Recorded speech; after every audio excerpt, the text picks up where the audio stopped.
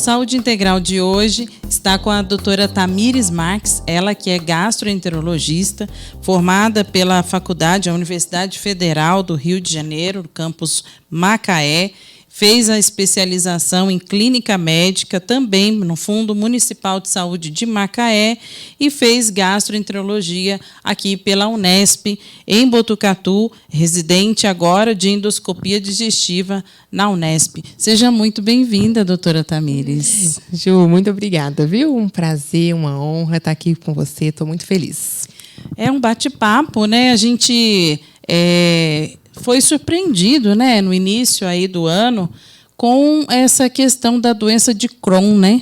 O jornalista Evaristo Costa, ele que é apresentador do jornal Hoje, da Rede Globo, né, anunciou nas redes sociais que era portador da doença de Crohn, né? E isso assustou um pouco, né, os internautas, os telespectadores, e aí a gente teve essa ideia, né, de trazer você para falar um pouquinho sobre a doença de Crohn.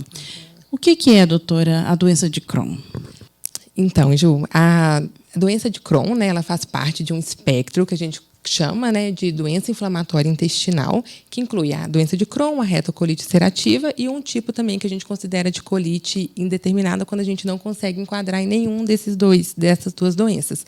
Mas, mais especificamente, né, falando da doença de Crohn, ela é uma doença crônica que se desenvolve aí por vários fatores. A gente considera que existe o fator genético, mutação genética, a história familiar, também a influência dos hábitos de vida. A gente sabe que a industrialização, a urbanização contribui muito para o aumento, né, para o aumento da incidência dessa doença, além de outros fatores também, tabagismo, estresse. Então, tudo isso a gente sabe que gera um desbalanço na microbiota intestinal, um desbalanço do sistema imunológico, e aí gera daí essa inflamação crônica. Tem pessoas que têm maior tendência, é mais comum em homens ou mulheres, jovens ou adultos? Como que é essa epidemiologia, né, da doença? Então, Ju, né, em relação ao sexo, acomete tanto homem e mulher na mesma incidência. No Brasil, é mais comum nas regiões sul e sudeste, acompanha bem esse padrão mesmo de regiões mais industrializadas, mais urbanas, e tem 2 picos, né? A gente depende da referência, considera que é mais entre 15 e 30 anos ou 20 a 40 anos, que é o mais prevalente, e pode também ter um pico menos importante, que é mais ou menos ali entre os 50 e os 70 anos de idade. E tem, assim, você falou da questão genética, são coisas que a gente não pode evitar, mas existem fatores que podem desencadear a doença de Crohn. É como se tivesse uma sementinha ali guardada da doença, e aí, dependendo dos fatores que a gente tem contato, ela se desenvolve, ou todo mundo que tem casos na família vai desenvolver mesmo? Isso. Como que funciona? Então, Ju, existe sim, né, a história familiar positiva, ela conta muito. Além disso, a gente sabe também que a mutação genética, especificamente num gene chamado NOD2, exerce uma influência muito grande. Só que, como até eu já citei um pouco, o tabagismo, o estresse, o consumo exacerbado de alimentos industrializados, tudo isso também são fatores de risco que favorecem bastante o desenvolvimento da doença de Crohn. A gente sabe que em pacientes predispostos com alteração de microbiota, né, já é algo também que favorece. Então, é um conjunto, não é assim, ela é uma doença realmente multifatorial, não existe assim, tem história na família, necessariamente vai desenvolver a doença, não. Né, existe, como eu falei, a questão genética, a questão imunológica, né, tudo isso conta. E quais são os sintomas, os principais sintomas? Como é que a pessoa desconfia, né, que possa estar com uma doença inflamatória, né, como a doença de Crohn? Isso. Então, os sintomas, né, os mais comuns são dor abdominal, que normalmente é uma dor em cólica, diarreia. Essa diarreia pode vir com sangue, com muco. E a gente pode também ter perda de peso. Menos comuns são febre, fraqueza, distensão abdominal, também são, né, alguns sintomas que os pacientes desenvolvem. Especificamente na doença de Crohn também, a gente tem manifestações extraintestinais, porque a gente sabe que a doença de Crohn, o diagnóstico dela é também um pouco complexo, porque ela pode acometer da boca ao ânus. Então, pode dar ali variados sintomas, sinais, a depender ali, né, de qual órgão mais especificamente está acometendo, mas o mais comum mesmo é o intestino fino, o intestino grosso. E então, a depender desses locais de acometimento, pode, né, desenvolver sintomas específicos. Mas, além dos sintomas gastrointestinais, o paciente ainda pode apresentar manifestações oculares, na pele e também articulares, artrites, né? É uma doença aí bem ampla. Muito bem. E o tratamento, como que se dá?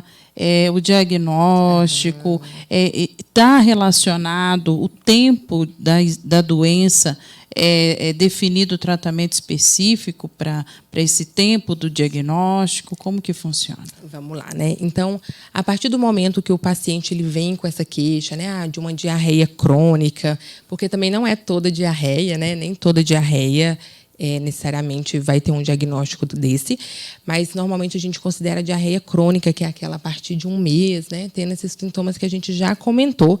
Então, a partir disso, a gente começa uma investigação diagnóstica. E essa investigação, ela passa pela solicitação de exames laboratoriais. Então, esses pacientes eles têm uma tendência maior de ter anemia, de ter deficiência de vitamina B12, de ter deficiência de ferro. E aí vai apresentar também alguns marcadores inflamatórios alterados, aumentados. Então, isso já também acende uma lanterna, né? Esse paciente ele está com uma inflamação.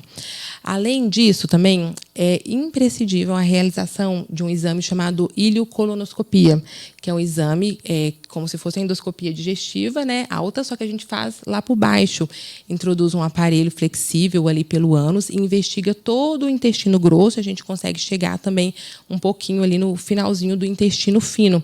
Daí esse exame ele é determinante, porque a gente consegue avaliar daí como que está a mucosa ali por dentro, né, do intestino grosso, e coletar biópsias também. E essas biópsias elas ajudam demais no estabelecimento do diagnóstico, porque existem achados específicos que ajudam a gente no diagnóstico.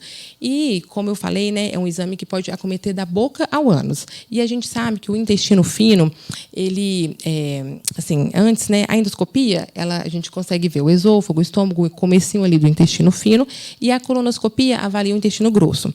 Só que no intestino fino ali, a gente tem metros, cerca de 6 metros, e a gente, assim, os exames para acessar essa área, né, já é mais inacessível, mais dispendioso.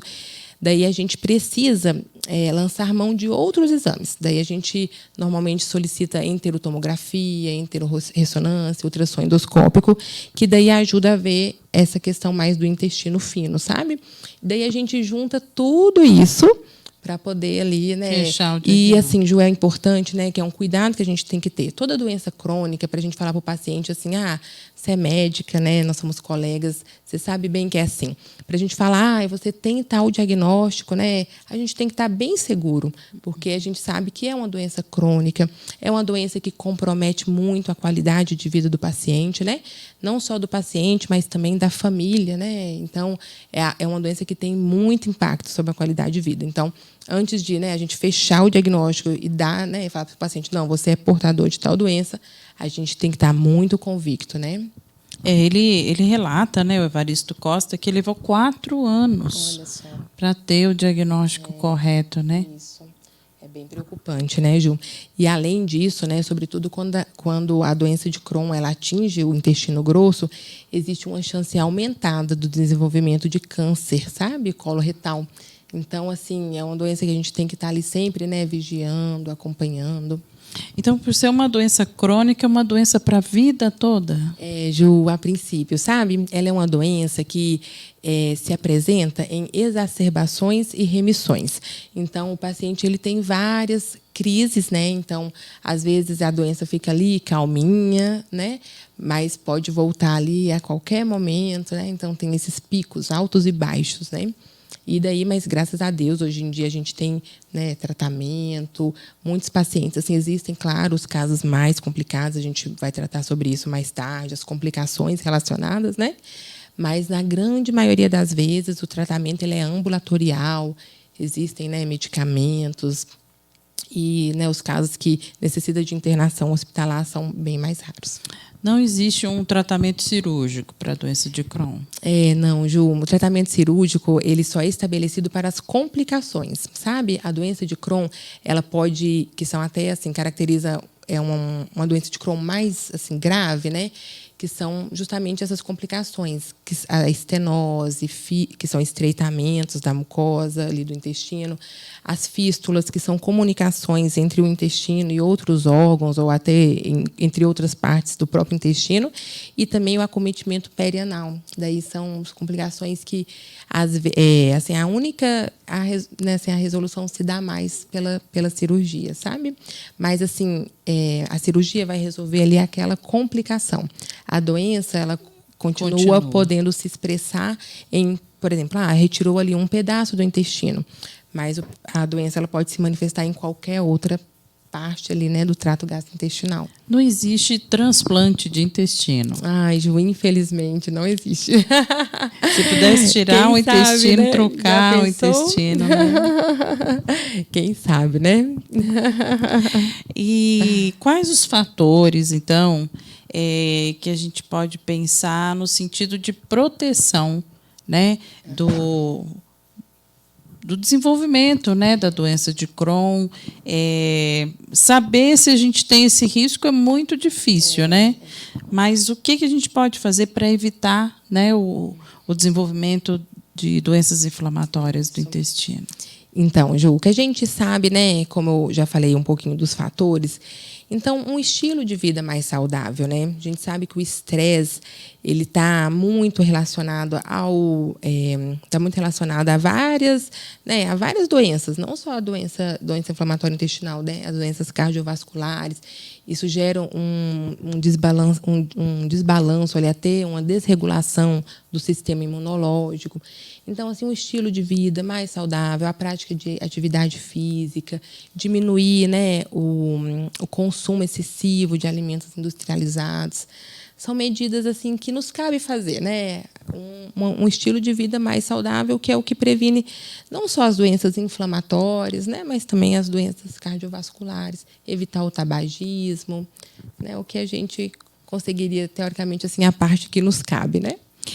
O consumo de carne vermelha aumenta o risco das doenças inflamatórias do intestino? Isso, não tem evidência, Ju. Não. A única, assim, né, o que é mais falado mesmo é em relação aos alimentos muito industrializados, sabe?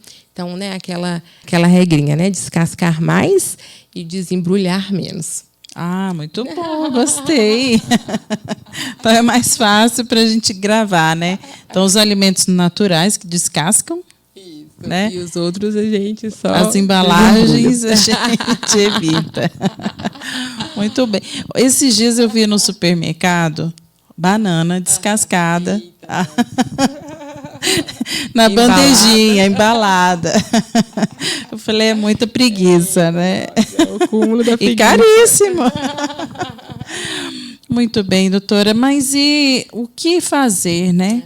Se eu tenho o diagnóstico da doença de Crohn, como os cuidados, né, que se deve ter, como que é essa rotina, do momento que eu recebo um diagnóstico, e aí, como que é a vida com a doença de Crohn? Isso. Então, né, hoje a gente tem vários tratamentos. Normalmente, quando o paciente está na crise, a gente dispõe muito de corticoide, mas é um medicamento, né, que a gente tem que usar ali com um prazo de validade, porque a gente sabe que os efeitos colaterais, né, a longo prazo ali são muito danosos, então é algo que realmente a gente usa ali temporariamente. E existem outros remédios também, comprimidos, que a gente chama de imunossupressores, que são medicamentos que eles diminuem um pouco, abafam essa resposta inflamatória exacerbada do organismo, né? E aí eles também podem ser usados, na maioria das vezes conseguem controlar.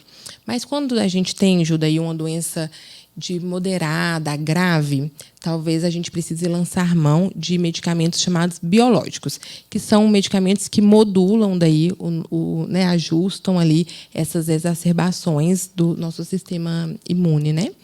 E, como a gente já conversou um pouco, as complicações, a maioria delas requerem cirurgia. E, assim, a depender da gravidade da doença, né, esses pacientes eles podem precisar ressecar, ali, retirar um pedaço do intestino. Isso pode até levar a intestino curto, a síndrome do intestino curto. Também, graças a Deus, é raro, mas podem precisar de ileostomias, né, que são aquelas bolsinhas definitivamente, que são daí os quadros mais graves, né?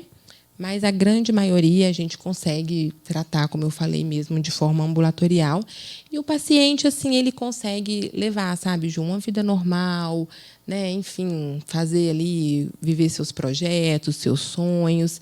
Mas, assim, tem que ter um acompanhamento muito de perto. Esses pacientes, aqui mesmo a gente tem a minha professora, ela é referência aqui, que é a doutora Lídia Sazak, ela tem um ambulatório somente mesmo de pacientes com doença inflamatória intestinal. Ela é referência nessa área. E, assim, a gente vê que os pacientes eles só requerem mesmo ali um acompanhamento mais de perto, né? Tem que estar sempre fazendo exames para a gente estar avaliando a atividade inflamatória. A gente visa daí no tratamento, Ju, que a gente chama de cicatrização da mucosa. Então, a gente... o que a gente vai tratar? O que a gente quer quando a gente trata? Qual que é o nosso objetivo enquanto profissionais? É que aquela mucosa ali que está inflamada, que está machucada, ela cicatrize, né? Esse é o nosso objetivo, e que o paciente ele permaneça assim, né, ele evitar o máximo possível as recidivas, né, as exacerbações. E aí, para tanto, a gente tem que estar acompanhando. Às vezes, isso requer um ajuste medicamentoso, né? E, como eu falei também, esses pacientes, quando eles têm acometimento do intestino grosso, têm uma chance aumentada de câncer do cólon. Então, daí, a gente tem que estar vigiando, né, assim, mais de pertinho. Qual que é a principal diferença entre a doença de Crohn e a retocolite, que é outra doença inflamatória muito conhecida, né, que também é uma doença crônica? E, assim, os sintomas são semelhantes? Isso, Ju, os sintomas, assim, são bem semelhantes, né? A grande diferença é porque, assim, a doença de Crohn, ela pode acometer, como eu falei, da boca ao ânus, todo o trato gastrointestinal. Então, daí ela acaba sendo, né, com manifestações mais amplas e tal. E a gente tem também, assim, elas se comportam de uma maneira diferente. A doença de Crohn, ela pega toda a parede, pode acometer toda a parede do intestino, e ela tem um padrão que a gente fala de salteado. Às vezes ela tem aqui um pouco da mucosa ali do intestino doente, passa um pouquinho a mucosa saudável, sabe? Ela tem esse padrão. Já a retocolite, ela só acomete o reto e o cólon, né? Como o próprio nome diz. Ela tem um padrão que a gente fala que é contínuo, que ela não tem esse padrão salteado. Ela começa, ela vai ascendendo, que a gente fala do reto, vai subindo pelo colo, e ela é um pouco mais superficial, sabe? Então, ela já não cursa tanto com essas complicações de fístula, de estenose, sabe? Mas também é uma doença que os sintomas também são bem, assim, diarreia, dor abdominal, né? E o tratamento é um pouco parecido, só que é mais assim na forma como elas se apresentam mesmo, assim, mais nessa questão micro, sabe? Que difere mais. Só no exame mesmo, né, para diferenciar uma da outra. Só pelos sintomas é impossível. E os cuidados são os mesmos? São os mesmos. Também o tratamento, né, a gente dispõe de comprimidos. Depois a gente pode, se for uma doença um pouco mais grave, né, tentar suprimir ali a resposta imunológica. Depois, com doença mais grave também, a gente lança mão desses remédios, desses medicamentos que a gente chama de biológicos. É bem parecido. As complicações são diferentes, como a gente já citou, e são pacientes também que têm algumas alterações que a gente chama megacolo tóxico, que são complicações um pouco assim mais importantes, sabe? Mas, como você mesmo falou, o diagnóstico diferencial a gente consegue mesmo somente pelos exames, né? Assim, pela clínica mesmo é impossível fazer essa diferenciação. Pela biópsia mesmo. Pela né? biópsia, isso. Então, ajuda muito é muito a gente. importante fazer a colonoscopia e fazer a biópsia das lesões que forem suspeitas, né? Isso, para a gente ter daí um diagnóstico certeirinho, né? O intestino é considerado o segundo cérebro. É verdade. Por que isso? Então, né, é verdade. É porque, você vê, né, às vezes a pessoa, é muito comum isso, né? Ah, tô nervoso, aí tem diarreia, né? Ou tá mais ansioso, fica mais constipado, né? Esse eixo cérebro-intestino, ele é muito ativo, né? E a gente sabe mesmo que existe o nosso sistema, o nosso trato gastrointestinal, né? Ele existe muitas modulações ali neurológicas, enfim, essa parte assim de neuromodulação do nosso intestino também ela é bem complexa. Por isso que sempre tem essas associações, né? E também para você ver, né? Não só para a doença inflamatória, mas como que o estresse, né? Como ali a pessoa se encontra naquele momento, né? O emocional exerce total influência, inclusive baixa a imunidade. Você vê que, por exemplo, nos pacientes com doença inflamatória intestinal é muito comum. O paciente, muitas vezes, ele está super controlado, bem ali, se dando bem com a medicação.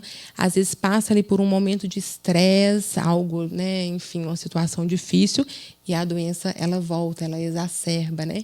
Então, assim, a correlação a gente vê assim na nossa prática clínica que é muito comum. Está muito na moda o uso dos probióticos. Isso. Né? A modulação da flora intestinal, né? Até que ponto, porque todo excesso tem riscos, Isso. né? Até que ponto é saudável você estar usando um probiótico? O que seriam, né, primeiramente, os probióticos, né? Para o pessoal que está acompanhando a gente aí em casa. Podia explicar um pouquinho mais sobre isso para a gente? Vamos lá. Então, né, a nossa microbiota intestinal, ela é composta assim por, trilhões, né, de micro-organismos ali que, em conjunto, né, favorecem ali de maneira equilibrada a nossa digestão e tudo ali que é necessário para o bom funcionamento do nosso trato gastrointestinal.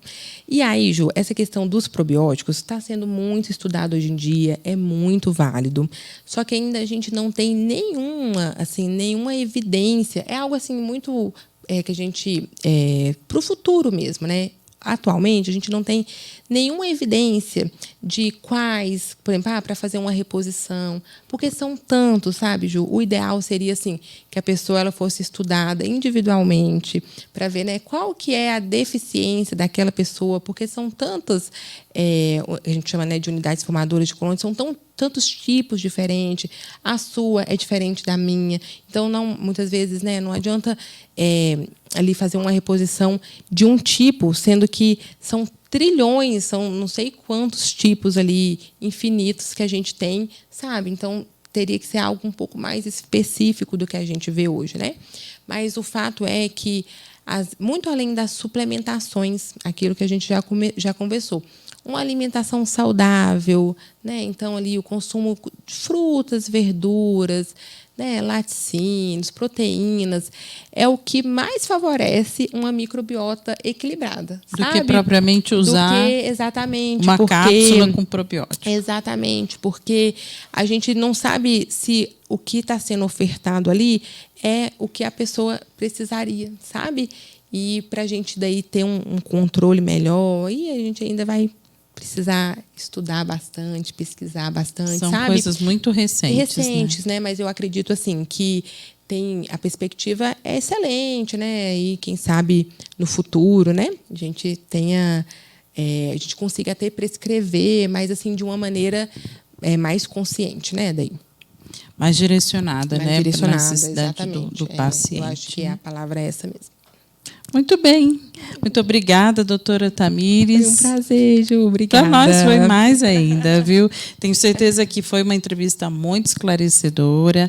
As pessoas nos procuraram, né, questionando sobre a doença de Crohn. Nunca ouvi falar, né? Então, quando tem um famoso que é acometido por uma patologia, é importante a gente estar destacando aqui no nosso programa Saúde Integral, viu? Fique à vontade. Quiser deixar um recado aí para os nossos ouvintes, os nossos espectadores, a respeito da doença de Crohn, né, da gastroenterologia. Isso. Então, pessoal, né, foi uma honra, um prazer, Ju, muito obrigada, viu? A gente poder compartilhar um pouquinho sobre essa doença realmente muito importante, dos cuidados, né, que a gente precisa ter. trazer uma informação de qualidade para a sua audiência, né? Foi um prazer muito grande. E eu posso deixar um recadinho, Ju? Pode, com certeza. Eu estou mais ativa agora, Ju, nessa questão das redes sociais, né? Eu vejo que é muito importante fazer esse trabalho que você faz, né? De levar informação de qualidade. Isso, né? divulga aí, o pessoal vai te acompanhar. Então, me segue lá nas minhas redes sociais. Eu tenho no Instagram. Minha conta é Tamires, TAMIRS, _Marques P. Vai ser uma honra. E aí lá, Ju, eu dou e-mail para contato, se sua audiência tiver mais dúvidas. É a o meu e-mail, né? É doutora.tamiresmarques@gmail.com. Vai ser uma honra esclarecer. Vai aparecer embaixo aí para você os dados, né? E o contato da doutora Tamires. Vai ser uma honra. Muito obrigada mesmo. Obrigada, Ju. E esse foi a nossa entrevista de hoje, né, doutora Tamires, que falou sobre a doença de Crohn, as doenças inflamatórias intestinais aqui no Saúde Integral. E a gente espera você no próximo programa.